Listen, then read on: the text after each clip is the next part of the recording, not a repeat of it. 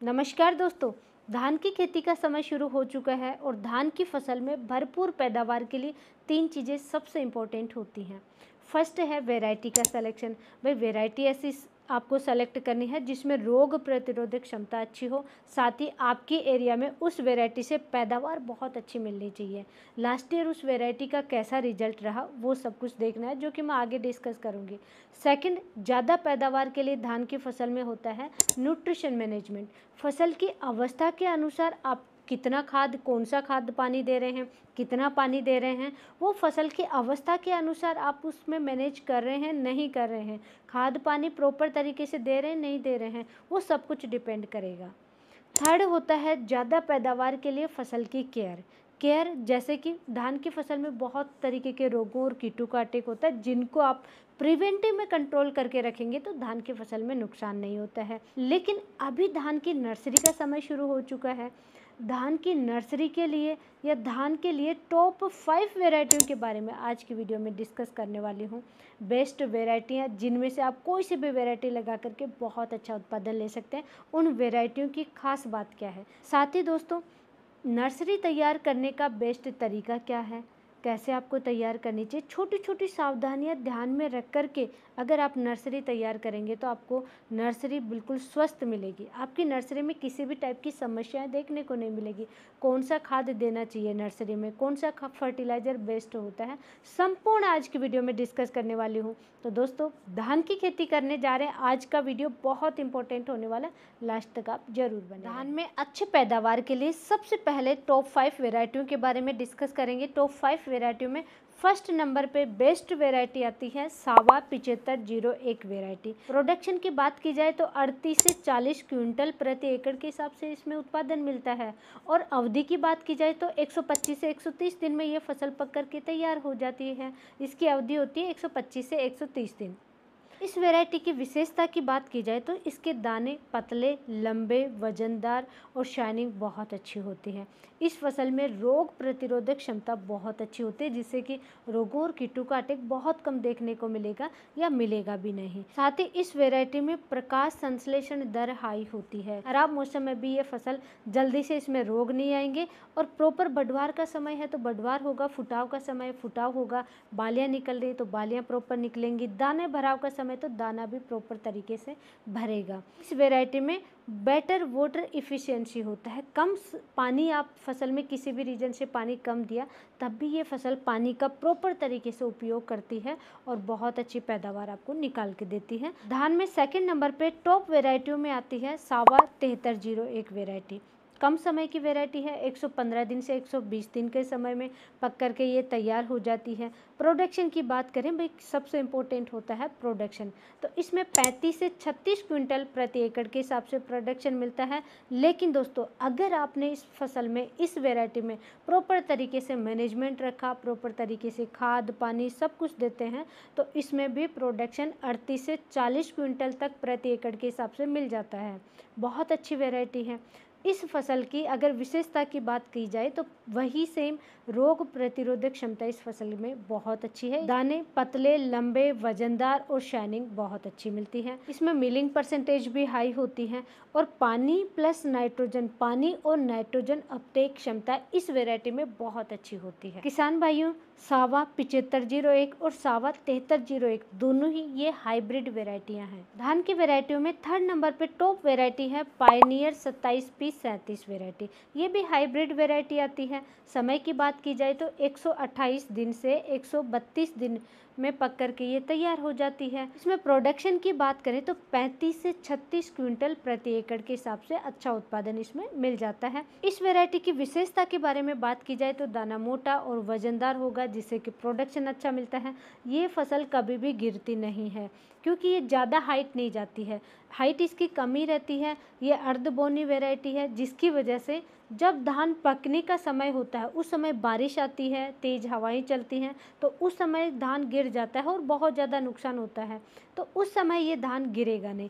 इस वैरायटी में ये सबसे प्लस पॉइंट होता है। और धान की टॉप 5 वेराइटियों में फोर्थ नंबर पे बेस्ट वेराइटी आती है, वो है पान 804 वेराइटी। इम्प्रूव्ड वेराइटी है। अवधि की बात की जाए तो 140 से 145 दिन की समय की ये फसल होती है।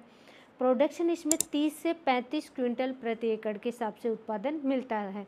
दोस्तों ये कंपनी के अकॉर्डिंग प्रोडक्शन हम लोग यहाँ पे डिस्कस कर रहे हैं। अगर आप फसल की केयर प्रॉपर तरीके से करते हैं, मैनेजमेंट प्रॉपर तरीके से रखते हैं, तो आप प्रोडक्शन इससे भी अच्छा ले सकते हैं। पान 804 वेराइटी की विशेषता के बारे में बात की जाए तो इस वेराइटी के दाने मोटे, छोटे और बोल्ड होते हैं, वजनदार होते हैं। साथ ही इस वैरायटी में रोग प्रतिरोधक क्षमता बहुत अच्छी होती है, फसल गिरती भी नहीं है। और मौसम खराब है, जैसे रोग और कीट बहुत ज़्यादा आते हैं फसल में, लेकिन इस फसल में स्टेम बोरर है, लीफ फोल्डर है, शीथ ब्लाइट है, ब्लास्ट है, जैसे रोग और कीटों का अटैक बहुत कम देखने को मिलेगा। तो इसलिए इस वैरायटी को भी हम टॉप वैरायटियों में शामिल कर सकते हैं। और धान की टॉप 5 वैरायटियों में 5th नंबर पे बेस्ट वैरायटी है, वो है दोस्तों PR 126 वैरायटी। पंजाब कृषि विश्वविद्यालय यानी कि PAU द्वारा विकसित वैरायटी है। ये डेवलप्ड वैरायटी इसे हम कह सकते हैं। सबसे कम समय की सबसे बेस्ट वैरायटियों में ये सम्मिलित है, यानी कम समय में बहुत अच्छा प्रोडक्शन चाहिए तो इस वैरायटी पे आप जा सकते हैं। ये वैरायटी मात्र 93 डेज में पक करके तैयार हो जाती है और प्रोडक्शन 30 से 32 क्विंटल आराम से प्रति एकड़ के हिसाब से इसमें प्रोडक्शन मिलता है। PR 126 वैरायटी की विशेषता के बारे में बात की जाए तो दोस्तों जो किसान भाइयों के पानी की कमी है, जिन किसान भाइयों के पानी की शॉर्टेज होती है और धान भी लगाना है, तो वो किसान भाई ये वैरायटी लगा सकते हैं। कम समय की है तो पानी कम देना पड़ेगा, केयर कम समय करना पड़ेगा और कम समय में आप प्रोडक्शन अच्छा ले पाएंगे। तो कम समय में आपको चाहिए अच्छा प्रोडक्शन चाहिए तो PR 126 वैरायटी आप लगा सकते हैं, बहुत अच्छी वैरायटी है। और अब लास्ट में दोस्तों शॉर्ट में एक बार मैं डिस्कस करूँगी नर्सरी के बारे में। नर्सरी आपको कैसे तैयार करनी चाहिए, कौन कौन सी सावधानियाँ आपको ध्यान में रखनी चाहिए ताकि प्रॉपर तरीके से जर्मिनेशन हो और नर्सरी बिल्कुल स्वस्थ हो, डार्क ग्रीन हो। सबसे इम्पोर्टेंट होता है इसके लिए दोस्तों आपको खेत देखना है। बलुई टाइप की मिट्टी में अपनी नर्सरी तैयार नहीं करना है, वहाँ पे जड़ों का विकास नहीं होगा, नर्सरी में प्रॉपर तरीके से बढ़वार नहीं होगा, ग्रोथ नहीं होगी, पीलापन रहेगा। तो वो आपको देख करके सोच समझ करके ही नर्सरी तैयार करनी है। जगह का डिसाइड आपके अकॉर्डिंग करना है। जहाँ पे भी आप नर्सरी तैयार करें गोबर की खाद डालिए, उपचारित करके डालिए। हो सकता है कोशिश कीजिए दोस्तों ट्राइकोडर्मा, सुडोमोनास, स्पेसिलियोमाइसिस, लीलासिनस, ये तीनों मिला करके गोबर की खाद में डाल देंगे या फिर आप बाद में डालते हैं, जैसे ही आप सीड डालने से पहले डालते हैं, जब पानी भर के रखेंगे तो दोस्तों आपकी धान की नर्सरी सबसे ज़्यादा स्वस्थ रहेगी। कोई भी रोग और कीटों का अटैक और निमेटोड का अटैक भी नर्सरी में नहीं आएगा। ये बहुत ही प्लस पॉइंट होता है धान की नर्सरी में। या कोई भी फसल की नर्सरी तैयार करें, प्रिवेंटिव में आपको इलाज करके रखना है ताकि आगे कोई समस्या नहीं है, तो इन तीनों चीज़ों को मिला करके डाल दीजिए। उसके बाद में दोस्तों लेवल ज़रूर करना है और सीड को दोस्तों आपको डायरेक्ट ऐसे ही नहीं डालना है क्यारी में। कैसे डालना है, पहले सीड लीजिए, उसको धीरे धीरे पानी में मिलाइए। पानी का घोल तैयार करने के लिए दोस्तों पानी में आपको डालना है 3 टाइप के फंगिसाइड डिस्कस करूंगी, इनमें से कोई सा भी एक फंगिसाइड आप ले सकते हैं। जैसे कि कार्बनडाजिम 50% आता है बाविस्टिन नाम से, ये आप ले सकते हैं। कार्बनडाजिम नहीं है तो साफ फंगिसाइड आप ले सकते हैं, या फिर ये भी नहीं है तो सबसे बेस्ट है थायोफेनेट मिथाइल 70% पाउडर फॉर्म में आता है, रोको नाम से काफ़ी फेमस है, तो रोको भी आप ले सकते हैं। और इनके साथ में अगर आपके एरिया में स्टेप्टोसाइक्लिन मिल रहा है तो ले लीजिए, नहीं तो अदरवाइज स्टेप्टोसाइक्लिन बंद हो चुका है, नहीं मिलता है, तो जहाँ पे नहीं मिलता है उनको केवल फंगिसाइड ही लेना है। घोल तैयार करना है। पानी कितना लेना है, जितना आप धान ले रहे हैं उससे थोड़ा सा ज़्यादा लीजिए, लगभग 20% आप पानी ज़्यादा ले सकते हैं। 10 kg धान है तो लगभग 12 लीटर पानी ले लीजिए। 20 kg धान है तो लगभग 24 लीटर आप पानी ले सकते हैं, 24-25 लीटर तक पानी ले सकते हैं। धीरे धीरे उस पानी में, उस घोल में आपको नर्सरी का सीड डालना है। सीड डाल करके देखेंगे कुछ सीड ऊपर तैर रहे हैं, उनको आपको साइड में हटा देना है क्योंकि उनमें जर्मिनेशन नहीं आएगा, वो ख़राब सीड होते हैं। उसके बाद में उस घोल में जो फंगिसाइड का घोल तैयार किया उसमें सीड को कम से कम 12 घंटे रखना है, अदरवाइज आप 24 घंटे भी उसमें डिप करके रख सकते हैं।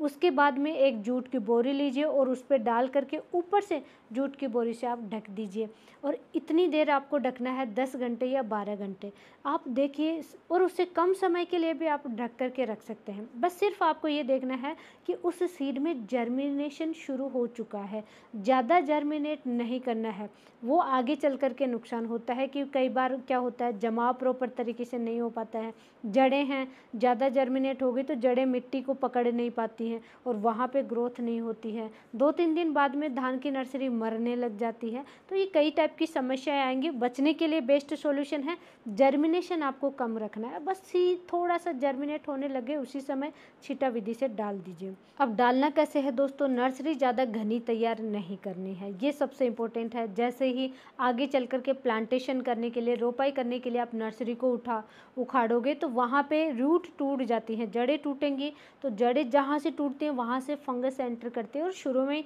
देखते हैं कि धान में कई टाइप के रोगों का अटैक होने लग जाता है। तो बचाव के लिए क्या है, ज़्यादा घनी नर्सरी तैयार नहीं करनी है, ज़्यादा दूरी पे भी नहीं करना है। बेस्ट दूरी होती है 20 केजी धान की नर्सरी तैयार करने के लिए 50 बाई 50 फुट की दूरी लेनी है। 10 केजी सीड के लिए आपको 25 बाई 25 फुट की दूरी लेनी है।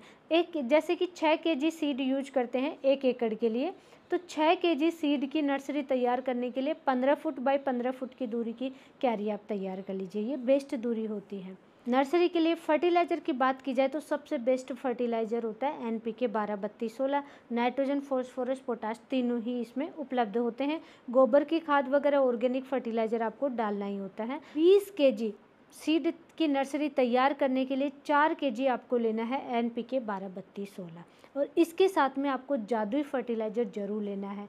वो लेना है दोस्तों आपको सीविड फर्टिलाइज़र, जो प्रीमियम क्वालिटी का आता है, काले कलर का पाउडर सा आता है, जेनरिक प्रोडक्ट आता है, इससे बेस्ट कोई क्वालिटी नहीं आती सीविड में, तो वो वाला सीविड आप जरूर डालिए। 100 से 150 ग्राम आप ले सकते हैं, 100 से 150 ग्राम सीविड फर्टिलाइज़र आपको लेना चाहिए 20 केजी धान की नर्सरी तैयार करने के लिए, सिर्फ बहुत कम क्वांटिटी में, बट रिजल्ट बहुत ही जादुई मिलता है।